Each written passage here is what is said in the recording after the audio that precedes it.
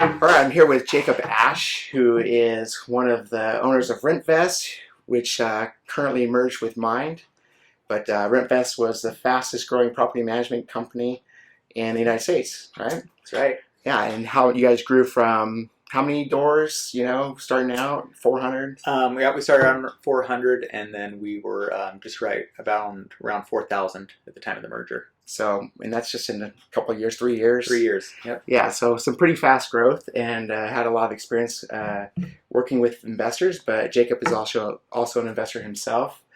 And Jacob, would you mind telling them a little bit about yourself? And Absolutely. So I've always had a background in investing. My dad was he owned a company and did investing on the side. He had a real estate brokerage in the 80s. He always jokes that he was smart enough to get into real estate right before it tanked, and then he got out right before it picked up again. So it was pretty much the worst 8 years of his life. But I saw the freedom that could produce to people. So it always interests me. I always wanted to be a part of it. well, I mean, so Jacob and his investors, I think you're a part owner in all the houses that you guys own. I mean, how many houses have you guys invested in that are currently rentals or investment properties? I have about 80 doors. So he has 80 houses himself, and so it's the dream. I think everybody starts out with one or two houses, but the dream is to build some wealth in houses. So I'd like to talk to you a little bit about the process of what you did and maybe some tips. Obviously, this is an overview, so you can't say every single detail, Sure. but some of the big gold nuggets that got you there, and Sure. maybe overcoming some of the obstacles that faced you. So somebody that has one or two properties that wants to grow, what do you think is their biggest problem from getting that third and fourth, fifth house, and so on? What's the thing that holds them back the most? I would probably say capital is the number one thing. I was kind of growing up, I was really intrigued by the Rich Dad Poor Dad story, which I know is kind of cliche to say, but I just love Robert Kiyosaki and what he pitched as far as getting out of the rat race. Mm-hmm. It's easy to find a property that will be positive cash flow, that will give you a little bit of rental income, but hitting that goal of having enough properties to literally be out of the rat race and to have all your expenses paid by your rental investments is a completely different story. So you can buy one or two, but then having enough revenue and cash coming in to be able to purchase the third, fourth, fifth, and upwards is the difficult part, I would say. So like having like a positive cash flow on all their properties, choosing the right ones, so you're not getting stuck because one's draining your funds. Right. I mean, if you own one or two properties, the investment game as far as owning rentals is not always fun because, if an AC goes out or if a roof needs to be replaced, it wipes out your profit for the entire year. Right. It's all about getting to that next level of having enough properties to have that law of averages take a toll and making sure that you're still bringing in cash every month regardless of the little problems that happen. All right. So what's the solution, or what did you find when you're investing in homes where you were able to do this? Where, at least I think everybody's dream is to get their money back, that they've each month, like a tenant pays their expenses, and then, bank on paying off the property or building up that equity. So what were some of the struggles and what were some of the successes, I guess, as you built up the portfolio? The biggest success that we've had by far is finding the right deals. If you can find a property that you can get into that is cash flowing and it's little or no money down, where you're literally just making revenue off of a good find, bird dogging, so to speak, that is by far the best success you'll have. And I've got a number of those stories, obviously, but then the biggest downfalls is making sure that you are thinking through the steps and the implications that can happen by not thinking through the decision all the way, or the unknowns that can possibly hurt you. So you just want to make sure that you are finding out everything you can on the due diligence, and then above that, investing in areas that you know and that are comfortable with.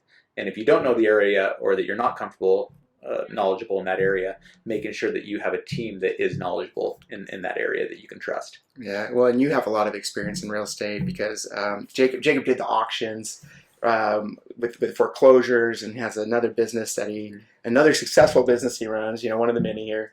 But so he has a lot of experience in buying the right properties, and you've seen investors getting good deals and bad deals. Oh, absolutely. I mean, you did I can't remember how many you were doing, but I wouldn't probably remember. But I mean, there was one month it seemed like you guys were doing like 3 houses like every day or something. I mean, Oh yeah. you had so many investments going. Yeah, we've purchased on behalf of investors, like you said, we do a lot of the trustee sale, but we've purchased close to 15,000 properties at trustee sale over the last 10 years or so. Wow. So yeah, there were many years where we were doing 3 to 5 a day. Holy cow! The only reason why we don't do as many now is that just the auctions just aren't as busy. There aren't, there's less foreclosures, which is good. But today there were 2 that went to foreclosure. Today we ended up buying one of the 2. So we have pretty good market share when we are bidding.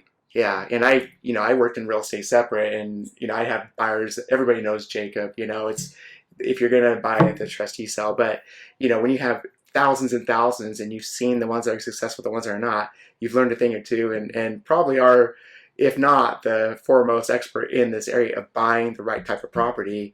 And obviously you're not out there being a real estate agent or anything like that, but you hire people that do have experience in this sort of thing, and that's important to you with the property management company. I've noticed is that it seems like you'll never take on somebody unless they have owned their own investment property or have some heavy experience, because this is about making money for the investor at the end of the day. Absolutely. And so if that's the biggest thing, buying right, and if you're not comfortable doing it, then you need to get somebody that is comfortable, that, like Jacob was saying, with the team. And that's not, it's almost like you need to be better at picking out the expert than picking out the house, unless you're going to do something like what Jacob's doing. But if you don't buy right, you're not going to sell right. You're not going to make your money. It's not going to be a fun experience. Yeah. Right. So what are some of the pitfalls or things that you say with buying a property specifically that they want to avoid? As far as like, avoiding getting that where they're going in the red every month. Sure. What are some tips? I would say that if you're starting out, for sure, you want to mitigate the risk as much as possible. So you want to, for instance, I just last couple weeks I purchased a couple of rentals in Atlanta. I don't know Atlanta very well. It's not a market that I'm super comfortable with, and so just to make sure that I was hedging my risk as much as possible, I bought homes that were already occupied with tenants' leases in place, so I didn't have to go in and see some unforeseen disaster of mold or something like that. I knew that the houses were already habitable, and that the tenants were paying and had been paying for a while, and that they wanted to stay for a long time.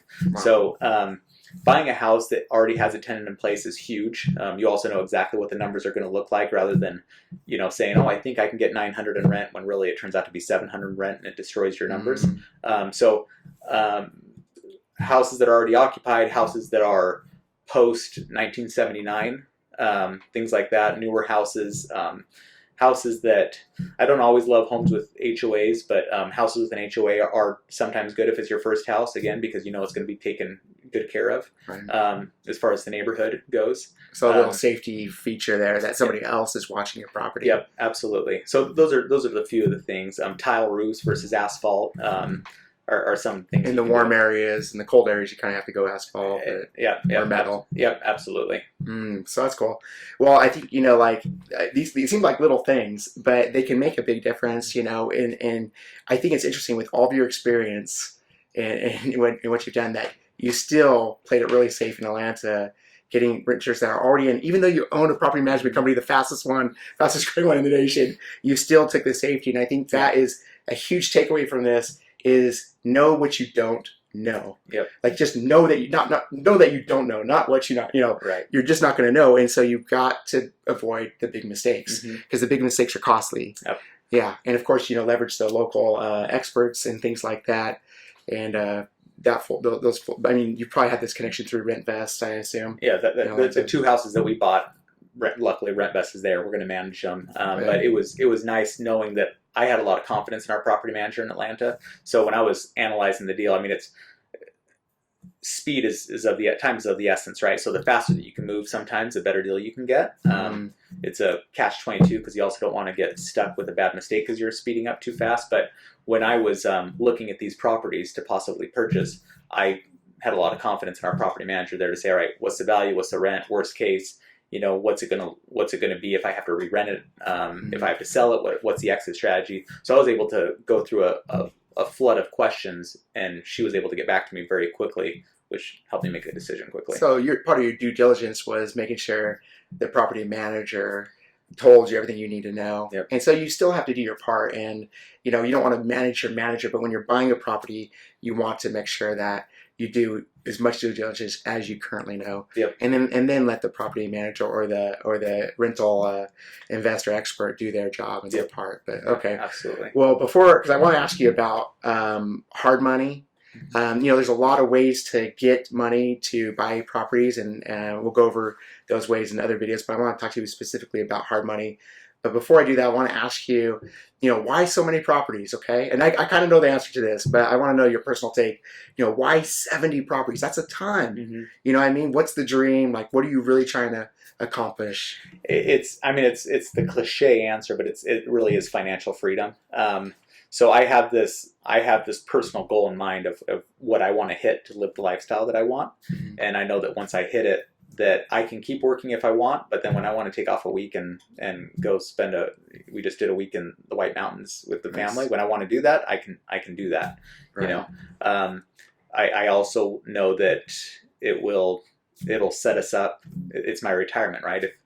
If you don't want to be putting money every day into 401k or IRA, whatever it is, that you can bank on these rental homes. And the biggest thing that I like about it is that as just the traditional real estate market goes up in value, rents are also going to go up, in accordance with what inflation is. So Right. if I need, $50,000 a month or $10,000 a month now to survive, but I know that 30 years from now I'm going to need $60,000 a month or $100,000 a month to survive, I know that rents are going to go up with that. Yeah, it's going to be a lot better return than your money in the bank. My dad was in land, and he would always say, "Hey, this is land banking." And these farmers wouldn't sell their land, and I'm like, "Why don't they sell? They have all that cash. Well, they've got cash to live on, but they're going to hedge against inflation. They're going to collect on the appreciation, the development around them, and houses are exactly the same way, typically speaking, in history. So also, paying a house off, having the cash flow, having the equity." Plus the type of tax you're paying is capital gains, which is much lower than income. Yep. I mean, it's just insane how powerful this is. And, I want to ask you this. I've actually been curious myself, is how much time do you personally spend working on these 70 houses? Because you run, you're 80. Oh, 80? Oh, man. It's because it used to be 70. Yeah. You bought 10 more, so it's in my head. Exactly. So, but you're owner of RentVest, the fastest growing property management company that just got, just joined forces with mine, an awesome merger, one of the biggest that's ever happened. You're running your auction business. You might even have other businesses I don't know about, and you have these 70 houses. So how much time do you spend on those, or 80 houses? How much time do you spend on those 80 houses, honestly? Not a lot, to answer your question. Most of because I'm still actively acquiring more, trying to find more. So most of the time is on the front end, but then literally once I acquire it, I literally just hand it off to the property manager, which is nice. So I will review, once a month, I'll review all the financial statements that come in to figure out why the check, if the check wasn't the full rental amount, to see, what repair might need to be made. Right. But it is, I would say, at this point with the acquisitions, post-acquisitions that I've made, it's less than probably 5% of my time, I would say. Wow. Overall. Wow. I actually suspected more. Yeah, it's not bad. Wow. Okay. But how key, 5%, that's crazy. So how reliant are you on these relationships with the property manager and stuff? I guess what I'm really trying to ask is, do you have that freedom of work, worry free, I guess? And are these property managers, are these, the people that you're using to acquire these properties, is it actually working where you're not staying up at night, worrying about it? Yeah, that's the biggest thing is a rental investor. You want peace of mind for your investors, right? Or for your rental properties. And so I would say absolutely. I have the confidence in the property managers that they think enough like investors themselves and know that, what I want from the property, what my financial goals are, that I can trust that they're going to be making the best decisions possible. If there's a major repair, I'm going to get a call to see what we want to do there. But as long as I know that they are taking care of my property, getting multiple quotes if something major does happen, that giving me the best pricing, I definitely have that peace of mind for sure. Right, but there's still your due diligence up front to make sure that these are these types of people. But once you have somebody in place, I'm sure it makes it a lot easier to keep investing Absolutely. in that area and Yeah. use their skill set. Oh yeah, do it. it frees up the time for doing what I actually love doing and am passionate about doing, which is finding the next So deal. that is your passion. Yep. So you like the Oh, acquiring. absolutely. Okay. Absolutely. And see, for somebody else, it might be something different. Like they might not want to go find the property, and they might leverage somebody else's skill set, and they might want to run a separate business, or maybe they have a career somewhere else. But whatever it is, they can still have it with the houses if they have those trusted relationships and have avoid those pitfalls. But of course, everybody's wondering, how do you get the money to do this? And there's lots of ways to do it, but I want to talk about hard money. And maybe if you could just tell us a little bit about, how to go about getting hard money, like what's the advantages and the disadvantages and things of that nature. So hard money is one of those things that sounds a lot scarier than it actually is, because you hear interest rates of 10 to 12 to 18%, and they just think, oh man, there's no way I'm going to go near that. But you need to look at it. I always tell my kids this: before you make a decision, make sure you have all of the pieces in front of you, to make sure you have the best decision. So if you're looking at a house and you're saying, all right, this is a great buy, I need the capital to buy it, but I don't have it, personally, hard money could be the answer, but you need to figure out what's it going to cost, and then what's your exit strategy to get out of the hard money. You always hear that hard money lenders don't lend on a property unless, best case scenario, they take the property back. That really is how they're looking at it.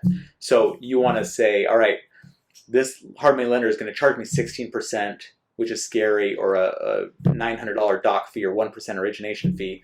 What's that look like in finite numbers as far as how long you're going to own the property? So if my goal is to, yes, I need to close on this within 24 hours, borrow the hard money, but I know I can get out of it in 30 days or 45 days with a refinance, all right, actually dialing in the numbers and saying, all right, the 18%, the 1% origination actually only works out to about $4,000, $4,500 overall over that 30 or 45-day course period. But, I'm able to take advantage of property that's going to net me, $20,000, $30,000, $40,000, in the quick interim. So that's something you want to look at. Actually look at what's it going to cost rather than just hear the scary numbers and run off. Right. And so having access to hard money, I know at auction and things like that, you can't come in with hey, I'm going to get this loan, we're going to close in 30 days, it's a cash deal. And so you have more purchasing power with the hard money because you can have it like cash and close on these deals, or maybe get a house that doesn't have a stove, maybe there's some floor missing and some drywall missing, where you can't get a conventional loan, and you can use the hard money, buy it, fix it up, turn it into a rental, flip it, whatever. So your purchasing power goes through the roof. Right. And you typically can get better deals because of the distressed property. Yep, absolutely. Right. And so one of the exit strategies, you talked about having a clear defined exit strategy, is the refinance. So a conventional loan, 20% down or something like that, I would assume. But what a lot of people don't know is, once you have, like, if they think about buying a second or third house, they think, oh, I have to have 20%, 20%, 20%. No, houses with equity go up in value. In most cases, if you buy right, like what you're saying is so key. And so you can take that initial 20% equity from that first house, pull it out in a HELOC or whatever, and use that again for the next house, and so on. You can keep pulling out in HELOCs or whatever, and getting the next house and the next house using that same initial 20%. So isn't that the case? Absolutely. In fact, I just want to give you one example. So we had a property that we ended up purchasing. It wasn't a trustee sale, but it was just off of a wholesale. It was a wholesale that someone had sent out, and we looked at it and said, all right, this is one that we wanted to purchase, and so we tied it up. I knew I was going to turn it into a rental, but we bought it for. Ended up paying $115,000 for it, $115,000. So that would be what we need to borrow on the hard money side. Right. And then I was going to turn it into put a conventional loan on it and turn it into a long-term rental.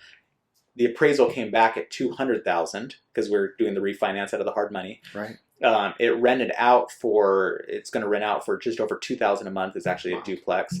And then the appraisal came in so high that I was able to, the long-term loan I put on it was actually $120,000. So I actually was able to make $5,000 from the long-term financing. So I literally made $5,000 off their convention, have zero cash into it, and I'm cash flowing every month from it, just very, very positively. So because of the equity, you didn't have to actually come in with I didn't have to come up with any cash. So that's the benefit, is if you can